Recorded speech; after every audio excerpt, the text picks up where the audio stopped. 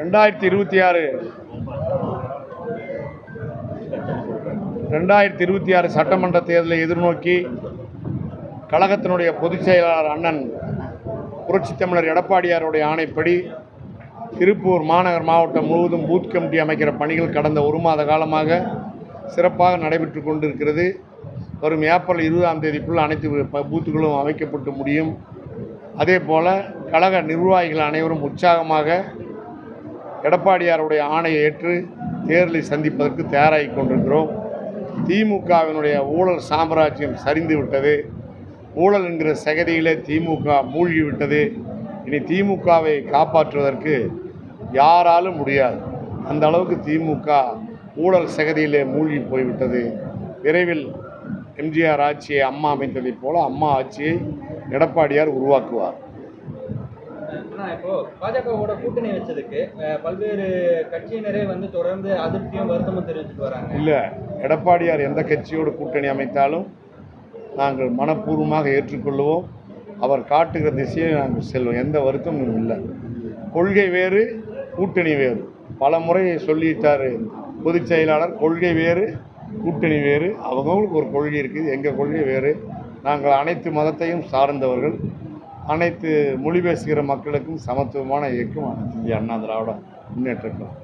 இல்லை, இப்போ நம்ம முன்னாள் எம்எல்ஏ அவர் பேசும்போதும் சரி, அப்புறம் கொறடா அவர் பேசும்போதுமே தொடர்ந்து இவங்க கூட பாஜக கூட கூட்டணி வச்சது வருத்தமாக தான் இல்லை. அப்படிலாம் சொல்ல, அதாவது கடந்த கால அனுபவங்களை அவங்க பகிர்ந்து கொண்டாங்களே தவிர இப்பொன்னும் இல்லை. இஸ்லாமிய சகோதரர்களுக்கு நாங்கள் விளக்கம், அவங்களுக்கு ஆறுதல் சொன்னோம். அவங்களுக்கு ஒரு நிர்பந்தமான சூழ்நிலையை அவங்க பகுதியில் உருவாக்குவாங்க. கட்சி கூட்டணி இப்போ இத்தனை கட்சி தலைவர்கள் அதிமுக பாரதிய ஜனதா கட்சி கூட்டணி பற்றி லபோன்னு அடிச்சுக்கிறாங்களே, அவங்க கூட்டணி சேர்ந்துக்கிறத பற்றி நாங்கள் தான் பேசுகிறோமா? கூட்டணி அவங்கவுங்களுக்கு சேரக்கூடிய கட்சிகளுக்கு ஏற்ற மாதிரி கூட்டணி சேர்றாங்க, தேர்தலுக்காக சேர்றாங்க. அதனால் கொள்கையை விட்டுட்டாங்கன்னு அர்த்தம் இல்லையே. எங்கள் கட்சி கொள்கையை நாங்கள் வச்சுக்கிறோம், அவங்க கட்சி கொள்கையை அவங்க வச்சுக்கிறாங்க. கூட்டணி வலுவாக அமைஞ்சு போச்சு. அதிமுக வெற்றி பெற போதுன்னு திமுக கூட்டணியில் மாதம் எதை எதிர்நோக்கியிருக்கார்களோ அவர்களெல்லாம் இப்போ இன்னும் தொடர்ந்து அது வராமல் நின்று போகும்போது வருத்தத்தில் இருக்கிறாங்க. நாங்கள் பாரதிய ஜனதா கூட்டணியை வரவேற்கிறோம். எல்லாத்துக்கும் பொதுவான கட்சி இயக்கம்னு தான் நாங்கள் சொன்னோம். நானும் கண்ணப்பனும் வேறு கருத்து இல்லை. இஸ்லாமிய சகோதரர்களுக்கு எங்கள் தொகுதியில் அதிகம் வாழக்கூடிய பகுதி. அதனால் அவர் அந்த மாமன்ற உறுப்பினர் தன்னுடைய கருத்தை தன்னுடைய சக கட்சிக்காரங்கக்கிட்ட நாங்கள் சொல்லணுமில்லைங்கிறதுக்காக சொன்னாங்க. நானும் அதற்கு கடந்த தேர்தலில் எல்லாம் முன்கோடிட்டு காமிச்சோம். வைகோ ஒரு காலத்தில் பொது சிவில் சட்டத்துக்கு கையெழுத்து போட்டதே கருணாநிதி திமுக தான் சொல்லி பயங்கரமாக பேசியிருக்காரு. இன்றைக்கி அதை பற்றி யாராச்சும் போய் கேட்குறோமா? இல்லை.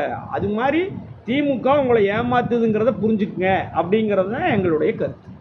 இப்போ நீங்கள் சொல்கிற மாதிரி இஸ்லாமியர்களுக்கு பிஜேபி மேலே ஒரு அதிருப்தி இருக்குது அப்படின்ற மாதிரி எல்லாமே இப்போ அதையும் நீங்கள் சொல்லியிருக்கீங்க. இந்த மாதிரி எல்லா மாவட்டங்களிலையும் இஸ்லாமியர்களுக்கான இது இருக்குன்னா இதை உங்கள் பொதுச் செயலாளர் எல்லா மாவட்டத்திலும் இல்லைங்க. அதெல்லாம் ஒன்றும் இல்லைங்க. இங்கே பொதுச் செயலாளருக்கு நாங்கள் போய் ஆலோசனை சொல்ல வேண்டியதில்லை. அவர் கட்சியை வலிமையாக நடத்திட்டு இருக்காரு. தமிழ்நாட்டில் இருக்கிற கட்சியில் வலிமையான பெரிய கட்சி அதிமுக. பாரதிய ஜனதாவோட கூட்டணி சேர்ந்துருக்குது. இன்னும் பல கட்சிகள் வரப்போகிறது. அதனால் அவங்கவுங்க நிலைப்பாட்டில் அவங்கவுங்க இருப்பாங்க. தேர்தலில் கூட்டணியாக சந்திப்போம், வெற்றி பெறுவோம், ஆட்சி அமைப்போம். அதெல்லாம் பொதுச் செயலாளர் தான் முடிவிடும். இப்போ அதிமுக ஒருங்கிணைஞ்சு தான் இருக்குது. இப்போ ஒன்றும் அதிமுக எந்த ஓட்டையோட சொல்லி இல்லை. சில ஊடகங்கள் அந்த மாதிரி சித்தரிச்சிட்டு இருக்கிறாங்க. அதிமுக ஒன்றுபட்டு நிற்கிறது எடப்பாடியார் தலைமையில். எந்த சந்தேகமும் வேண்டாம். 2026 200 தொகுதிக்கு மேலே வெற்றி பெறுவோம். ரைட்.